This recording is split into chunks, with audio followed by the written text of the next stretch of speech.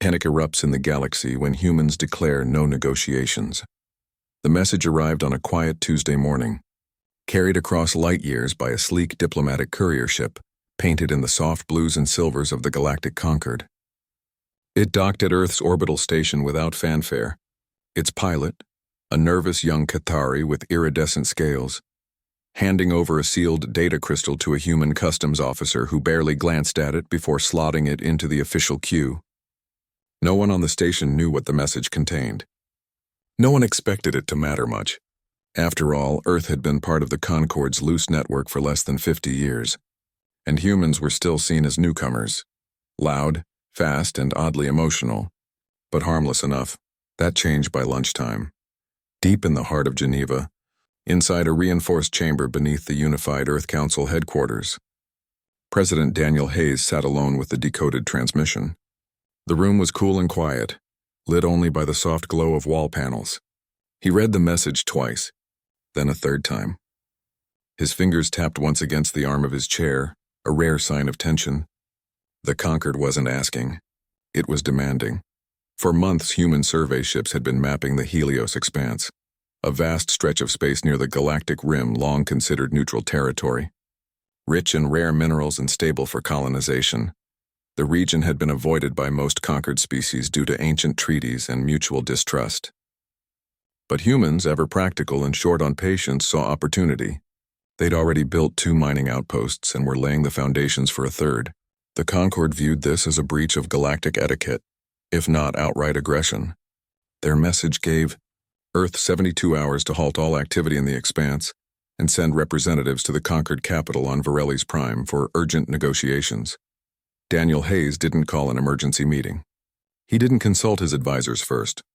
He walked out of the chamber, down 3 levels to the public communications hub, and dictated a single sentence into the global broadcast system. Humanity will not negotiate under pressure or threat. The words were released within minutes, clean, sharp, and final. No explanation. No apology.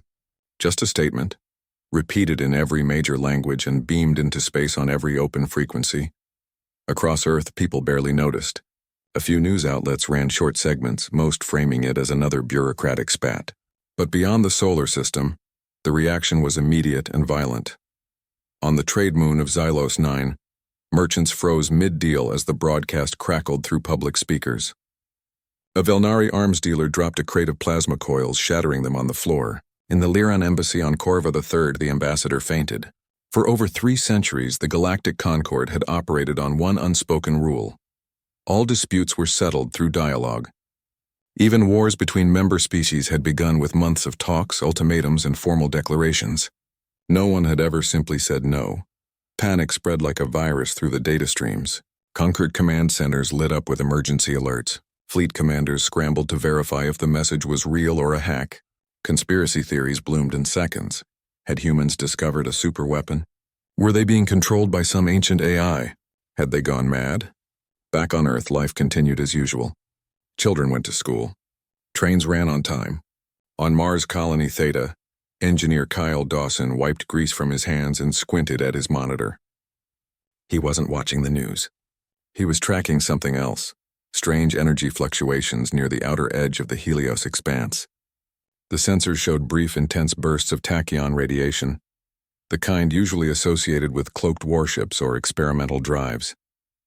He flagged it as Anomaly Level 2 and sent a routine report to Earth Command. He didn't know it yet, but his data would soon be classified at the highest level. Meanwhile, in Geneva, President Hayes finally called his council together. The room filled with men and women from every continent, their faces tight with concern. Some argued for clarification, for softening the message. Others warned of economic sanctions or even military response. Hayes listened quietly, then spoke just 4 words. "We've said what we'll say." He reminded them that humanity had joined the Concord as equals, not subjects. If the galaxy wanted respect, it had to earn it, not demand it at gunpoint.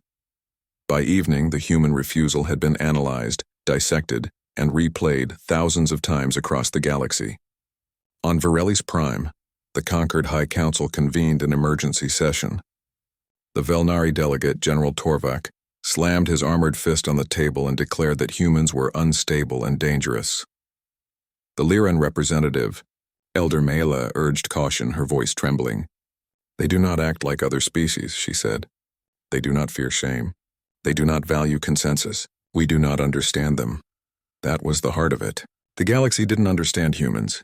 They had studied human history, wars, art, music, politics, but they missed the core truth. Humans would rather break than bend when pushed too far. And now, for the first time, the Concorde had pushed. In orbit around Jupiter, the human deep space monitor station Echo 7 picked up increased comms traffic from Velnari sectors. Encrypted, but the patterns were clear. Mobilization orders. On Titan, linguist Noah Patel, working late in a dimly lit lab, intercepted a fragment of a Concorde emergency broadcast. It mentioned containment protocols and Helios quarantine. He didn't wait for approval. He routed the data straight to Earth Command with a single note. They're coming. No one panicked on Earth, not yet. But the quiet hum of preparation began. Power grids were reinforced. Food reserves quietly doubled. Military ships powered up their drives for the first time in years. And in homes across the planet, people went to bed unaware that their world had just drawn a line in the stars and dared the galaxy to cross it.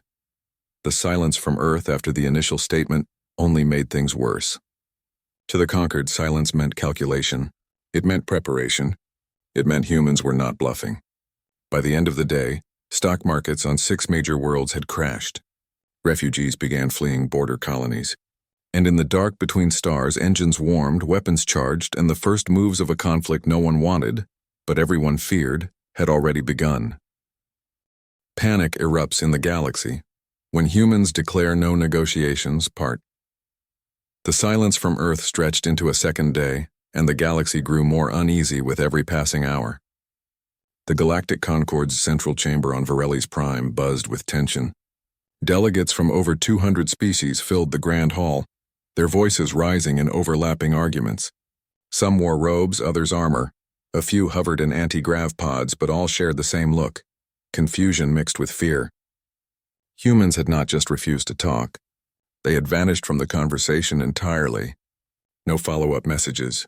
No diplomatic channels open. Not even a routine weather report from Mars had been broadcast beyond the solar system. It was as if Earth had pulled a curtain around itself and stepped into the dark. The Velnari delegation, led by General Torvak, demanded immediate action. They are arming, he growled, his voice like grinding stone. Their silence is preparation. We must strike before they fortify. The Helios expanse beyond recovery. His words found support among the Karathi and the Zenthar, clans, species with strong militaries, and little patience for what they saw as human arrogance, but others pushed back. The Lyrans, known for their peaceful ways and deep empathy, warned that attacking without clear cause would shatter the Concorde's moral foundation. Elder Mela stood before the assembly, her silver robe shimmering, and spoke softly but firmly. We do not know their intent. To assume the worst is to become the aggressor ourselves.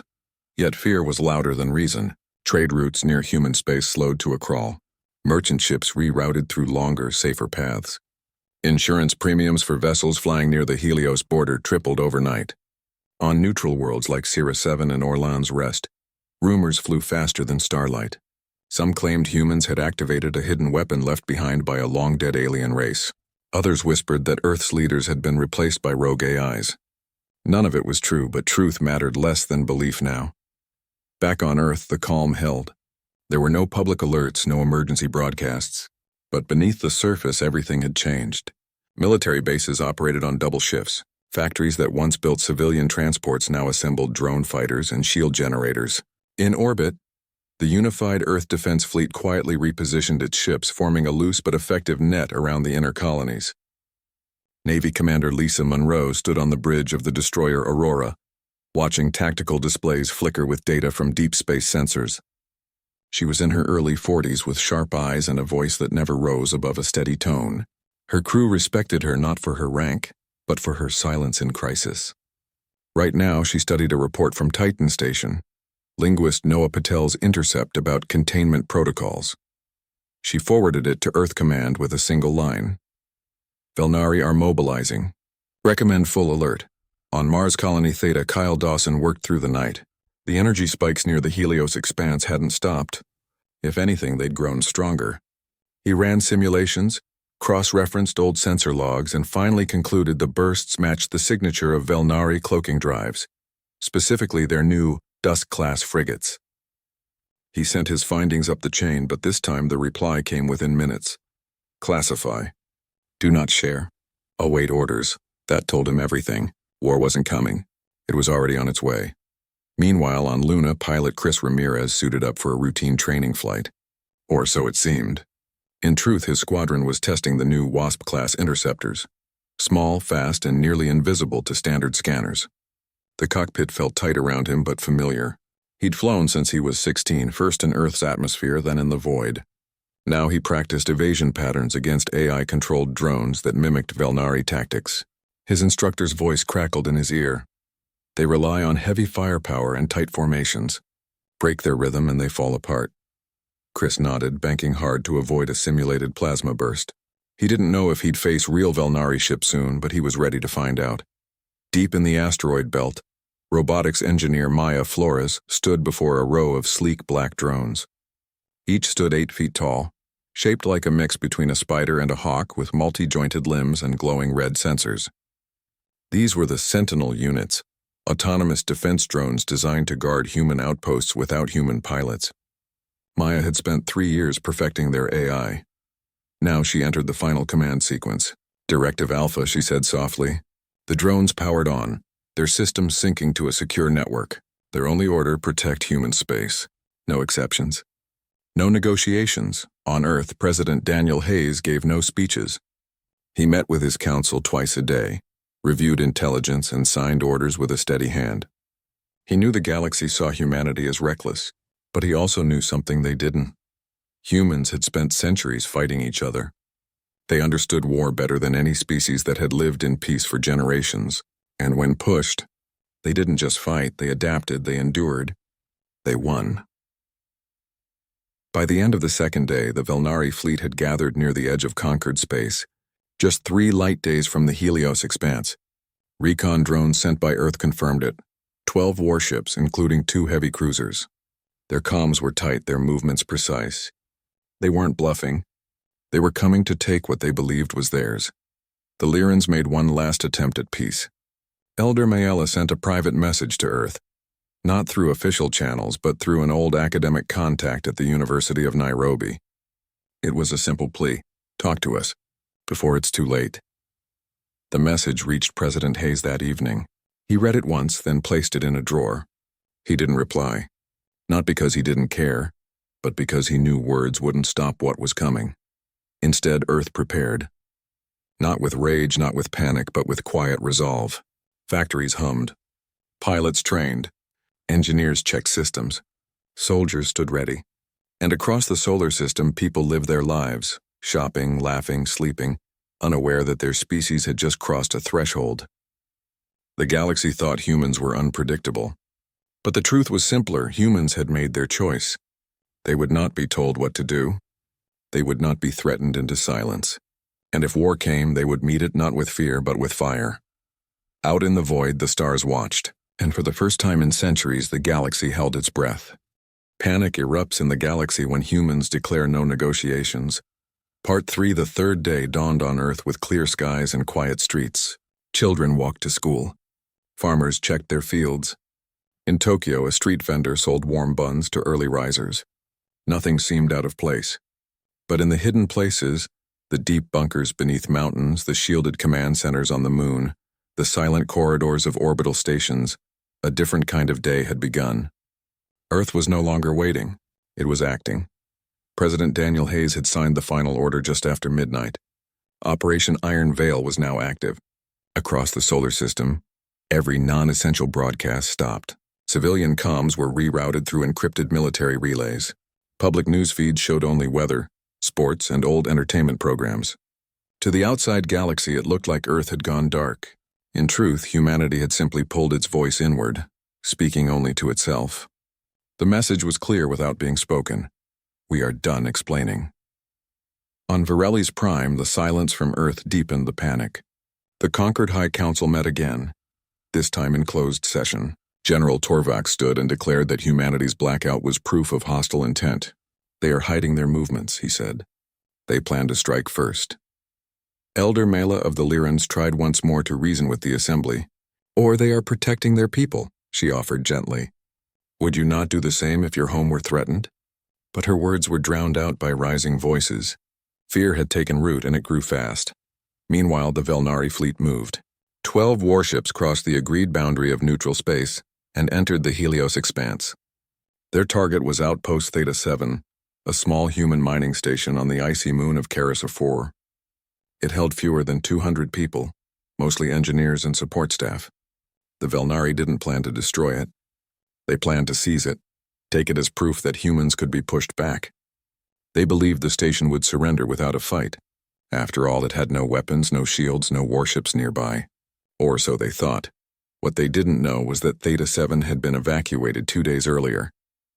The mining equipment had been shut down. The life support systems were on minimal power. And buried beneath the ice, hidden in reinforced tunnels, were 24 Sentinel drones, Maya Flores' creations, powered down but ready. Their sensors had already locked onto the approaching Velnari ships. Back on Earth, no one celebrated. No one even spoke about it. But in the Unified Earth Defense Command, officers watched the tactical display with grim focus. Commander Lisa Monroe stood beside a young analyst named Ben Carter, both staring at the blinking red icons moving toward the blue dot that marked Theta 7. They think it's empty, Ben said quietly. They're wrong, Lisa replied. She didn't smile. She didn't need to. On Luna, Chris Ramirez was called out of sleep. He suited up in under 3 minutes and ran to his hangar. His Wasp-class interceptor waited, engines already humming. Scramble order, his flight lead told him over the comms. Vector to Helios. You're part of the response. Chris didn't ask questions. He climbed in, strapped in, and launched into the black. Behind him, 11 other interceptors followed. They flew in perfect silence, comms off, running on pre-programmed routes. They would not arrive in time to stop the Velnari from reaching Theta 7, but they would be there for what came next. Deep in the asteroid belt, Maya Flores monitored her drones remotely. She sat alone in a dim room, her fingers resting lightly on a control panel. A soft chime sounded. One of the sentinels had detected enemy presence. She gave no command. The drones were autonomous. They would act when the threat crossed a certain threshold. She trusted them. She had built them to think like humans, to protect, to endure, to strike only when necessary. On Titan Station, Noah Patel worked through another sleepless night. He'd intercepted new Concord chatter, urgent, panicked. The Velnari had entered human-claimed space. The Lyrans were calling for an emergency ceasefire. The Karathi were mobilizing their own fleet. The galaxy was teetering on the edge. Noah compiled everything into a single file and sent it directly to Earth Command. This time he added a personal note. They don't understand us. They never did. President Hayes read the note. He didn't respond, but he kept the message open on his screen for a long time. Then he walked to the window of his office and looked out at the city below. Geneva was quiet, peaceful. He thought of his daughter away at university, unaware that her world might soon be at war. He thought of the miners on Theta 7, safely evacuated to Mars. He thought of the soldiers, pilots, and engineers standing ready across the solar system. Humanity wasn't seeking glory. It was defending its right to exist on its own terms. Out in the Helios expanse, the Velnari ships slowed as they approached Theta 7. Scans showed no life signs. No power surges, no weapons. General Torvak himself watched from the bridge of the lead cruiser. Secure the station, he ordered.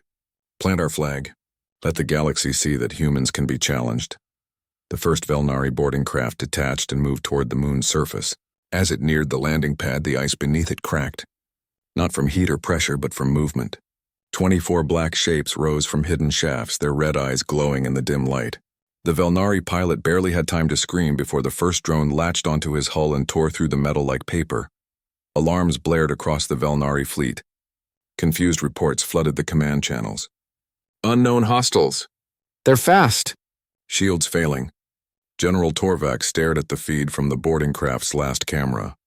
He saw sleek, insect-like machines swarming over his ship, cutting through armor, disabling systems. What are those? He demanded. No one could answer. On Earth, the first real strike of the conflict had already happened, and no human had fired a single shot. The galaxy had expected a fight. Instead, it found a trap, and as the Velnari ship scrambled to respond, they realized too late that humanity's silence hadn't been weakness. It had been preparation. In Geneva, President Hayes returned to his desk. He opened a secure channel and spoke one sentence into the recorder. Let them learn what happens when you walk into a den thinking it's empty. The message was not broadcast. It was saved. For history. For the day the galaxy finally understood. And far away in the cold dark of the Helios expanse, the stars watched as humans proved, once and for all, that they would not be pushed around. Not today. Not ever. Panic erupts in the galaxy when humans declare no negotiations. Part 4.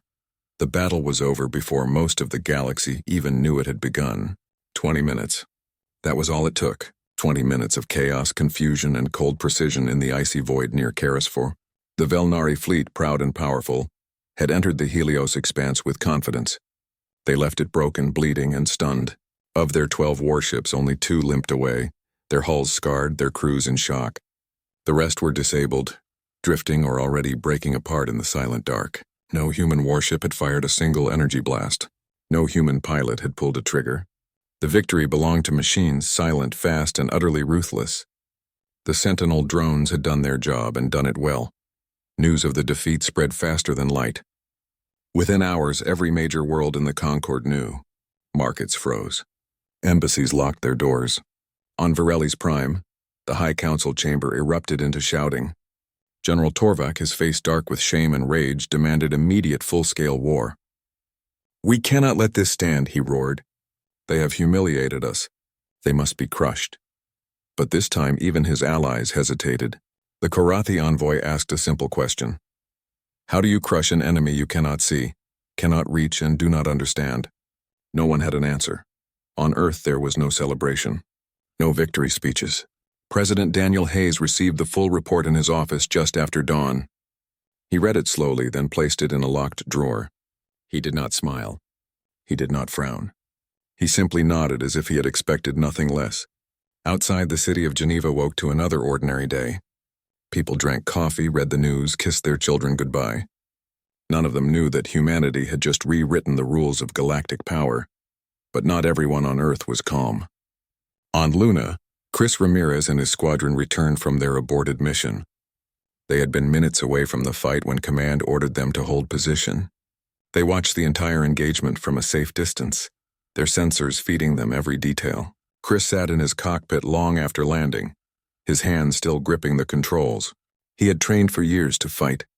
But today, the fight had ended before he could join it. He felt useless. Angry. Then he remembered something his instructor once told him. The best weapon isn't the one that fires first. It's the one the enemy never sees coming. He finally understood. Back on Mars Colony Theta, Kyle Dawson received new sensor data. The Velnari survivors were heading home, but their path was erratic. They kept changing course, scanning for threats behind every asteroid. Fear had replaced arrogance. Kyle forwarded the data to Earth Command with a note. They're scared. They think we're everywhere. He was right. The galaxy now believed human defenses were far more advanced than they actually were. Perception had become reality. In the Unified Earth Defense Command, Commander Lisa Monroe reviewed the after-action report. The Sentinels had performed beyond expectations. Not a single drone was lost. All targets had been neutralized with minimal collateral damage. She turned to her team. "This changes everything," she said. "They thought we were bluffing. Now they know we're ready." She ordered all frontier outposts to go dark. No signals, no lights, no movement. Let the galaxy wonder what else was waiting in the shadows. On Titan Station, Noah Patel intercepted a new message, not from the Conquered, but from a small neutral world called Sierra 7. It was a private plea from a group of traders who feared being caught in the crossfire. They asked for safe passage through human space. Earth Command approved it within minutes. The reply was short. Passage granted. Do not deviate from route. It was a small act of mercy, but it sent a larger message. Humanity was not the monster the Velnari claimed it to be. They fought only when pushed. They protected their own but did not seek to conquer others. Meanwhile, deep in the asteroid belt, Maya Flores powered down the remaining Sentinels. Their mission was complete. She ran a diagnostic on each unit, checking for damage, updating their memory logs. One drone had taken a glancing hit from a Velnari plasma burst, but its armor held. She patted its smooth black shell like it was a pet. "Good job," she whispered. She knew the galaxy would call her machines terrifying, but to her they were just tools, built not for war but for survival. The fallout continued to ripple outward. 3 minor conquered species quietly withdrew from the Alliance, citing security concerns. Others began sending secret feelers to Earth, asking about trade, communication, even alliance. The Lyrans, led by Elder Mela, called for an emergency summit, not to demand but to listen.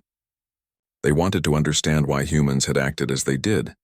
President Hayes agreed, but only under one condition: no Velnari present.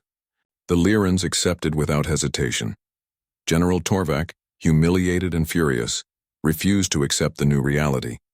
He convinced his high command to prepare a second, larger strike force, 30 warships, including their newest dreadnought. They would not be fooled again. They would burn the Helios expanse clean if they had to. But before they could launch, something unexpected happened. Human reconnaissance drones, tiny, nearly invisible, slipped past their outer defenses and disabled the command network of the entire fleet. Not by destroying it, but by flooding it with false data, scrambled codes, and looped signals. For 12 critical hours, the Velnari fleet was blind, deaf, and paralyzed. By the time they restored control, the moment had passed. Earth had already moved on. President Hayes finally broke his silence. He stood before a global broadcast, his face calm, his voice steady. "We did not seek this fight," he said, "but we will finish it. We ask only for one thing: respect. Not fear, not obedience, just respect." The message was sent across all open channels. Even the Velnari listened. Even they understood. In homes across Earth, people paused. They saw their leader not as a warrior, but as a guardian. And for the first time, many began to grasp the weight of what was happening. This wasn't just about mining rights or territory. It was about dignity, about the right to say no. Out in space, the stars remained silent. But the galaxy had changed. The conquered was no longer united. Fear had cracked its foundation, and humanity, once seen as a curious newcomer, now stood as something else entirely. A force that would not be bent, not be broken, and certainly not be ignored. The war hadn't ended. But the balance had shifted. And everyone, human or alien, knew it. Panic erupts in the galaxy when humans declare no negotiations, Part 5. The dust had not yet settled in the Helios expanse, but the galaxy was already changing. The Velnari fleet remained grounded, its command network still recovering from the silent sabotage that had left it helpless. No one knew how the humans had done it. No one even knew when it had happened.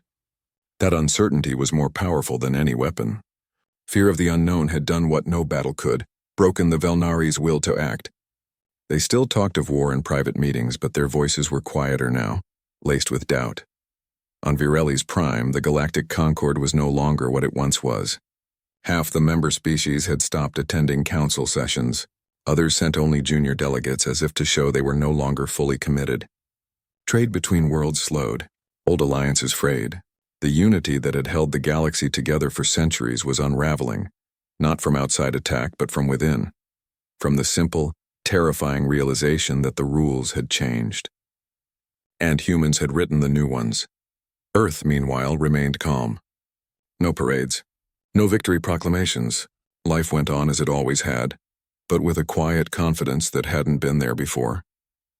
Children played in parks. Trains ran on time. Farmers harvested their crops. Yet beneath the surface, the world stood ready. Defense grids stayed active. Sensors watched the stars. Pilots like Chris Ramirez trained harder than ever, not because they expected another attack, but because they knew peace had to be guarded just as fiercely as war was fought. The Lyrans moved quickly. Elder Maela, sensing the shift in power, arranged a neutral summit on the moon of Syra 7, a small, peaceful world known for its neutrality and clean air. She invited Earth not as a defendant, but as an equal. President Daniel Hayes accepted. He did not go himself. Instead, he sent Elena Ruiz, a career diplomat known for her sharp mind and steady hand. She arrived alone, wearing a simple gray suit, carrying no weapons, asking for nothing but a seat at the table. The summit was held in a glass-domed hall overlooking Syrah VII's silver seas. Delegates from 23 species attended, most of them those who had begun to question the Concord's old ways. The Velnari were not invited. The Karathi sent an observer but refused to speak. Elena Ruiz stood before them all, not on a stage but on the same floor as everyone else. She did not raise her voice. She did not make threats. She simply said what needed to be said. "Humanity does not want war," she began. "We never did. But we will not be told where we can go, what we can build, or when we must speak. We joined the galaxy as partners, not subjects. If you want peace, it must be built on respect, not demands." Silence followed. Then Elder Mela stood and bowed her head slightly, a Lyran gesture of deep respect. "We hear you," she said. One by one, others nodded. Not all agreed, but none argued. The message had been received. Back on Earth, President Hayes watched the broadcast from his office. When it ended, he turned off the screen and walked outside. The sun was setting over Lake Geneva, painting the water in soft oranges and pinks. He thought of all the years humanity had spent looking up at the stars, dreaming of joining a greater community. Now they were part of it, not by asking for a place, but by claiming it. In the weeks that followed, the new order took shape. The Conquered did not dissolve, but it shrank. A new council formed, smaller, more practical, with Earth as a founding member. Trade resumed, but now on fairer terms. Human ships were given safe passage through neutral zones. In return, Earth agreed to share limited sensor data to help prevent future misunderstandings. It was not friendship, not yet. But it was a start. On Mars Colony Theta, Kyle Dawson returned to his normal work. The energy spikes near the Helios border had stopped. The Velnari were gone. He stood on the observation deck one evening, looking out at the red plains, and felt something he hadn't in months. Peace. Not the absence of danger, but the presence of safety. He knew it wouldn't last forever. But for now, it was enough. Commander Lisa Monroe was promoted, though she didn't want it. She preferred the bridge of a ship to a desk in Geneva. But she accepted, knowing her experience would help shape Earth's future in space. She made one request, that all new defense protocols include clear rules of engagement. "We fight to protect," she told her superiors, "not to punish." They agreed. Maya Flores continued her work on the Sentinel drones, not to make them deadlier but smarter. She added new protocols to avoid civilian targets, to distinguish between threats and mistakes. Her machines had saved human lives. Now she wanted to make sure they never took innocent ones. Noah Patel left Titan Station and returned to Earth. He accepted a teaching position at the University of Nairobi, where he began a new course, Understanding the Galaxy and Being Understood. His first lecture drew a full house. Students leaned forward as he spoke not of weapons or war, but of language, culture, and the danger of assumptions. "They thought we were reckless," he said. "We thought they were arrogant. Neither was true. We just didn't listen." And in homes across the solar system, people slowly began to understand what had happened. Humanity had not won a war. It had earned a place, not through force alone, but through the simple, stubborn act of saying no when it mattered most. The galaxy would never be the same. Some species still feared humans. Others respected them. A few even admired them, but all now knew one truth. When humans drew a line, they meant it. Stars continued to burn. Ships still sailed the void. And somewhere in the quiet dark between worlds, the universe held its breath, not in fear, but in watchful respect. For the first time, humanity was not just part of the galaxy. It was a force within it, and that was enough.